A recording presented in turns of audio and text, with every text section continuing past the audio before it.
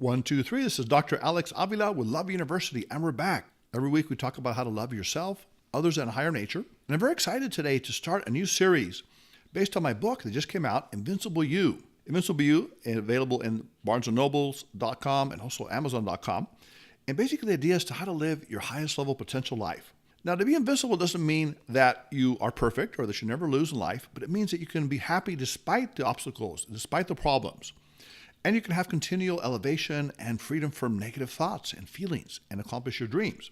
And the key is to be the highest level person you can possibly be, to achieve your great accomplishments, and also to help other people, to contribute, and especially to give love. Now, one of the things about Invincible You is that you need to, first of all, appreciate what you have right now, and that is your life. So our topic today is the 7% Club of the Living. Live today like it's your last day. And the idea is that no matter where you are in life right now in terms of your lifespan, if you're young, you're old, or in the middle, there's something that you have that's very special, very unique, and it's called life. It is said that we have over 7 billion people living on Earth, and research shows that up to 107 billion people have lived on Earth that are now dead. So in a 15-to-1 ratio, that means that you are part of the 7% Club of the Living if you're currently alive. Now, if you're not alive and you're listening to me, that would be amazing too. But I assume that you are, and that you have something that's incredible. Because many times we use the word life and we throw it around like you say, my life, your life. But to really think about it, what does that word mean, life? It means that you're breathing right now. It means you're capable of giving love, receiving love, accomplishing, creating, making love, savoring life, sensualities, pleasures, and also contributing and giving love to others. It's an amazing thing. If you think about all the people that are now dead, some of the most famous, powerful, rich, beautiful people are no longer here on earth. Now, they may have lived amazing lives that we can look at and even admire, or maybe other people lived horrible lives, maybe pain, addiction, abuse, and we can feel compassion for them. So those people are in the club of the dead, but we currently living are in the club of the living. And that's an amazing thing. Think of it as a sun that shines overhead and it currently is shining on you. You feel the light and the warmth. You can accomplish anything that you desire in life that you want to really do. And at some point, the sun will move somewhere else. You will no longer be on earth. You will be dead. And the sun will shine on someone else. But right now, it is shining on you, everyone here listening to the show. So close your eyes right now at home and imagine that you can do anything that you really wanted to do in life. Maybe go to the Himalayas, travel the world, start a family, fall in love, start a business, a career, invent something, sample the great things in life, the pleasures. So there are many things you can do, but the key is to realize that you have this moment right now. You have this lifespan that is finite, and you need to take advantage of it. Now, we see people that have what's called the near-death experience, people that were dead for a period of time on an operating table. They came back to life. And they often talk about something called the life review, where their life flashed before their eyes. They saw all their sufferings and successes and pains and happinesses. And then they become different. They realize, I have this precious life. They often become more loving, more generous, and more kind. It's like we have a first life and a second life. The second life is when you realize that you only have one life. We see this often in people that are in deadly situations like prison camps, concentration camps, where the next moment they could be dead. They realize how precious life is. A simple conversation with someone that's there with them can bring them happiness, or looking at a flower, or thinking back to their loved ones. So it is a very powerful idea that you think that you have this second life that is really your meaningful life, the life that is full of passion and joy. But many times we're distracted from that. We are distracted by stresses of the day, anxieties, paying bills, worries. So we go back to our first life, which is our day-to-day routine life that we're often not aware of the beauty of what we have. So the idea today is, what I want to show you guys is to live today as if it is your last day. And hopefully it's not going to be the last day. Hopefully you have many, many years. But the idea is that you want to be fully aware of the moment. You want to fully appreciate it and take advantage of any opportunities that you may have to live life to the fullest, to give love, receive love, to be the best person you can be, the highest level person. Now, this may sound romantic to some people. We've heard this in songs, you live as if you're not going to be here again. But in reality, it's a very practical idea because you start to prioritize things. What is really valuable to you? What do you want to spend your time doing, learning, growing, experiencing? Now, one thing is that there's a paradox. When you think about this idea of living life to the fullest, is that you take your life seriously, but at the same time, you don't take your life seriously. So you take your life seriously in that you are a responsible person, mature, you have your values and your moral standards, and you commit and you're responsible. At the same time, you don't take your life so seriously in that you don't take everything so personally. A little traffic jam or malfunction in your computer or your car, or an insult maybe someone threw at you, you don't take it very, very strongly because you realize these things pass. These things in the long run don't really have much importance. Will be important a year from today, 50 years from today? It will not be. So realize that you're here for a certain short period of time. And the key is to have fun, be spontaneous, laugh, sing, dance, be a joyful person, and don't take your life so seriously in that sense. Think of your life as being like a spiritual vacation. This is something we talk about in one of the chapters in Invincible You, the new book, is that you're only here for a little time compared to thousands or even eternity. Your 100 years is basically a 2-week vacation or maybe even a few hours. So you need to take advantage of that and really enjoy it and really find pleasure in this short period of time that you have, because when your big boss calls you to go, you got to go and your vacation's over. So realize that that's the important thing. What do you have right now that you value? Gratitude is very important. Gratitude is a way to transform your first life to your second life. Every day you wake up and you realize all the good things in life that you have, your loved ones, your career, your abilities, your potential, great experiences you've had, your friendships, your children. All the things that you value, you can realize that you can feel grateful for every day, and you realize the little things don't matter in compared to that. Another part of living life to the absolute fullest is forgiveness. We talk about this a lot. The idea that when you forgive someone else who may have hurt you, it's not that you condone what they did or even that you want a relationship with them, but it's that you want to take back control of your own mind so you don't have to live with resentment and anger and even hatred. So you can be free and you can love yourself and love others as well. Speaking your mind is very important. Now, people can be very timid. They don't want to say to someone that they're interested in them in a romantic sense or that they love them or even that they disagree with them. People often try to go along with the flow, but life is too short for that. You need to speak your mind, be honest and straightforward and tell people what you really want to say. Focus on your don. In the book, we talk about don, which is your God-given gift. Don divino is the term. It means a gift from God. So it could be creativity. It could be being a great teacher, a scientist, a craftsperson. Even being a great parent can be your gift. A great cook, a chef. Whatever it is, focus on that and develop it and do it for yourself and also to give to others, whether it's through a career or even for a pastime, a hobby that you like to do. Also, eliminating your weakness. Now, in the book, we talk about different mental weaknesses. For example, the fear weakness, the regret weakness, perfectionism, procrastination, bad habits or addictions. And you can even have a little journal where you write a little cartoon that symbolizes this weakness. For example, let's say it's called perfectionism weakness. You're trying to make everything perfect and you feel upset if it's not. You might draw it as a little red creature and then you put a little label on it and it starts to, maybe it's funny to you or gives you kind of a consciousness of what you're doing. So you can start to separate yourself from that weakness so it doesn't have to control you.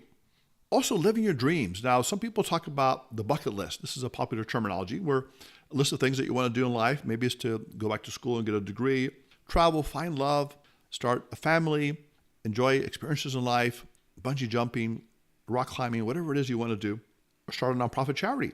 And when you have this kind of bucket list, it can be very appealing because there are benefits that come from it. For example, it makes your life more meaningful. Maybe you say, I want to take my family on a cruise to a certain beautiful place. And this is what I've always wanted to do.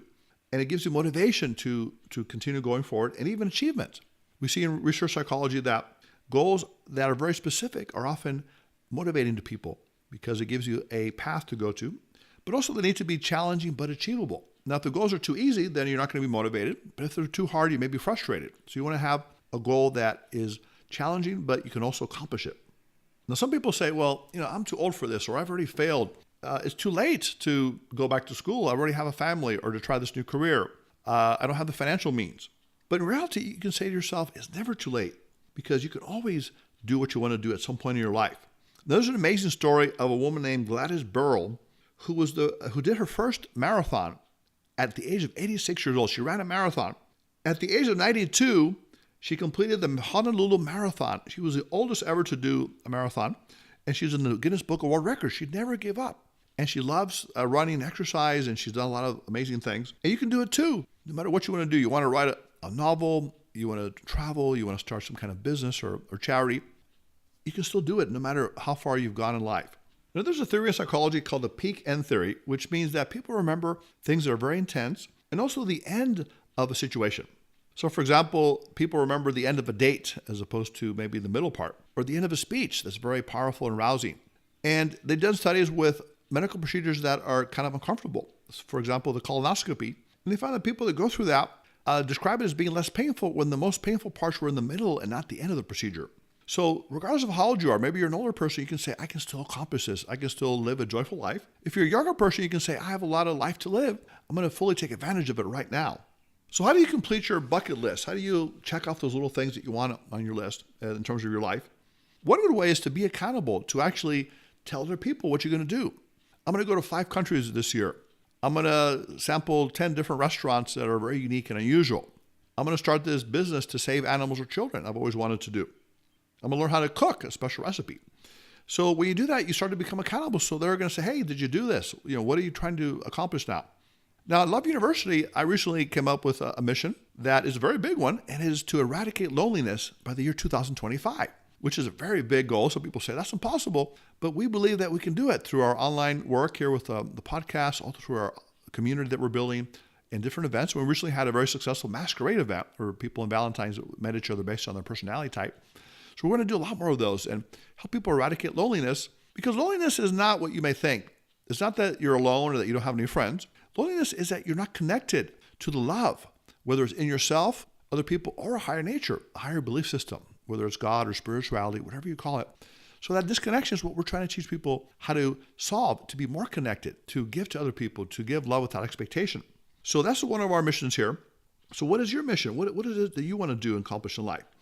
And whatever it is, you can even meet with friends. Maybe you can have a monthly mastermind group where you actually meet with each other and talk to each other about your individual bucket list goals and dreams. What do you want to accomplish? How are you doing in your different goals? The other thing that's very helpful in reaching your bucket list goals is to take micro steps, take tiny steps toward them.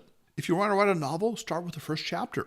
If you want to work out 5 times a week, work out a couple times a week, maybe 20, 30 minutes at a time, and build it up. If you want to travel, research the places you want to go.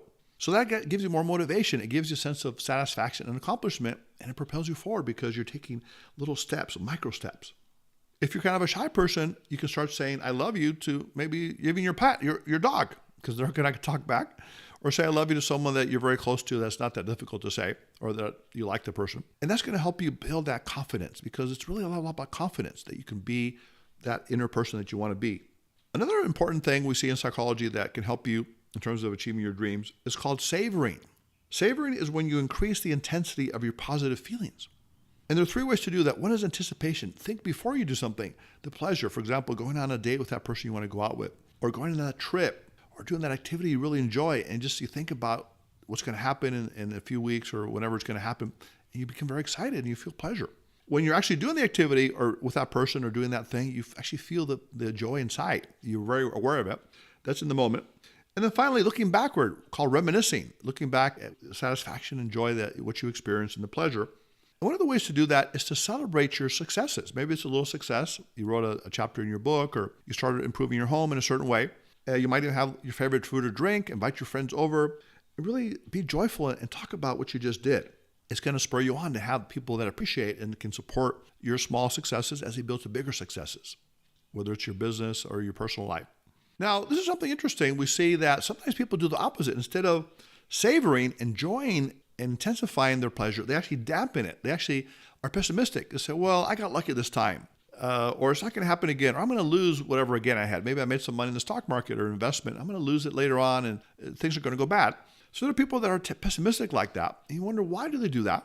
And research shows that it has to do with consistency theory, that people often see themselves in a consistent way.